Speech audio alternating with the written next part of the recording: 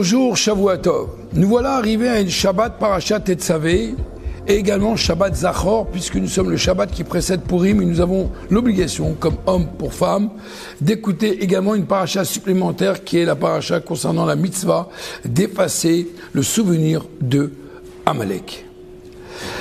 Ce Shabbat Parashat Tetzavé est une parasha tout à fait particulière pour plus d'une raison. Tout d'abord parce que il faut savoir que Parashat Tetzavé, c'est la seule et unique parasha de toute la Torah où le nom de Moshe Rabbeinu n'est pas mentionné depuis sa naissance. Et les commentaires se posent la question, comment se fait-il que le nom de Moshe Rabbeinu n'apparaît pas dans cette parasha? Tout le monde connaît la raison, en vérité, puisque vous le savez très bien, la semaine prochaine, on parlera de lorsque le peuple juif malheureusement a fait la faute du veau d'or, que lorsque Moshe Rabbeinu, après 40 jours, 40 nuits, est descendu, eh bien, il a vu les Juifs en train de danser autour d'un veau d'or. Et à ce moment-là, il a cassé les 10 commandements, et Dieu, il a commencé à dire, écoute, je voudrais effacer ce peuple. Alors Moshe Rabbeinu a pris la défense de son peuple, du peuple juif, puisque c'est un rabbi, c'est celui qui se préoccupe de chaque juif. Il a dit, écoute bien, Kadosh Baruch Hu, si tu veux effacer ce peuple, tu m'effaces à moi mon nom de ton livre. Alors effectivement, il a supplié, Dieu a pardonné le peuple juif Yom Kippour. Mais un tzaddik, même ce qu'il a sorti de sa bouche, la condition n'a pas été remplie, eh bien la sentence, elle reste la sentence, donc son nom a été effacé. Quel parasha? Ce Shabbat Parashat Tetzavé. Pour quelle raison? Commentaires répondent, puisque cette semaine, vous le savez, il y a le 7 Adar. Aujourd'hui, nous sommes le 7 Adar, jour de la disparition de Moshe Rabbeinu, notre Moshe Rabbeinu. La question, elle est intéressante de voir que, puisque nous sommes maintenant à quelques jours de Purim et nous avons l'obligation et la mitzvah, il y en a 4, et dont parmi les 4, la mitzvah d'aller écouter la Megillah. Et évidemment, vous le savez que le Beth Oaïch 92 Sud rayonne un peu sur toutes ces banlieues autour de Montrouge, Plessis-Robinson, Issy-les-Moulineaux, Châtillon, Vanves, Sceaux, toutes ces banlieues-là, eh bien, depuis des années, nous allons vers la rencontre de beaucoup de familles juives pour leur faire écouter la Megillah. Il suffit que de rentrer dans le site ou appeler au 06 14 25 67 81 et on vous dira exactement où il y a une lecture pour lundi soir et mardi prochain. Mais il est intéressant de voir que dans la particularité de la fête de Purim, Aman, lorsqu'il a décidé le moment de dire quand est-ce que je vais décider que je vais détruire, demander le décret d'exterminer, que Dieu nous en préserve le peuple juif, eh bien le mois de Nissan, il a fait un tirage au Goral, au sort. Eh bien, il s'est avéré que le mois de Hadar est tombé. Très content. Il savait a priori que le 7 Hadar, qui est dans le mois de Hadar, évidemment, c'est la mort, disparition de Moshe Rabbeinu. Il est tout content. Il s'est dit, c'est une bonne chose pour nous. Mais il a oublié que le 7 Hadar, c'est également la naissance de Moshe Rabbeinu. Les tzadikim, parfois, naissent, disparaissent le même jour qu'ils sont nés. Et alors, à ce moment-là, il ne savait pas que Moshe Rabbeinu, il est né également, c'est un moment de joie. Évidemment qu'il savait. Mais pour lui, un tzaddik, après qu'il est parti, il est parti. Mais il ne connaît pas la Gemara. Il ne connaît pas la notion qu'on s'est écrit dans la Gemara, Rabbi Elazar, Amar Rabbi Hanina. Tzaddik avad, les doro avad. Un tzaddik, quand il part, sa génération, elle est perdue.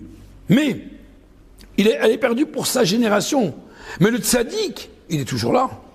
Le tzaddik, il continue à vivre. Le tzaddik, il est toujours là. Moshe Rabbeinu, il rayonne toujours. De quelle manière?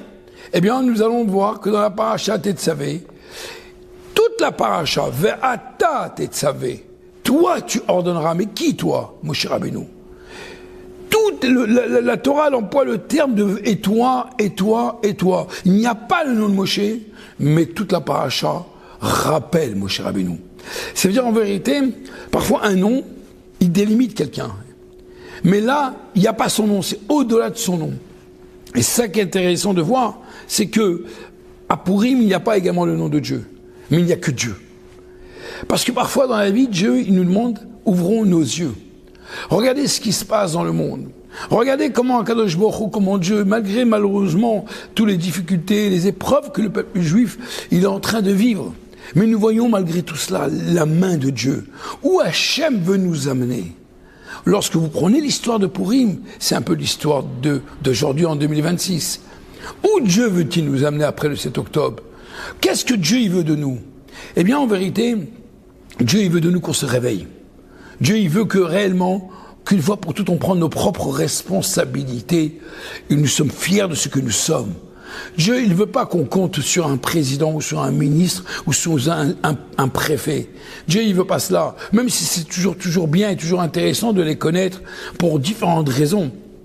Mais dans aucun cas, nous devons nous appuyer sur eux pour notre survie. C'est ce qui s'est passé à l'histoire de Pourim. Mordechai, Esther, elle était au palais. Et dans toute l'histoire du peuple juif, chaque fois qu'il y avait des juifs haut placés, malheureusement parfois, on a cru bon de dire bon, on a maintenant des connaissances, on est sûrement protégé. Alors les amis, on doit se détromper de tout ça là. Akadosh Baruch Hu, tout ça c'est très important.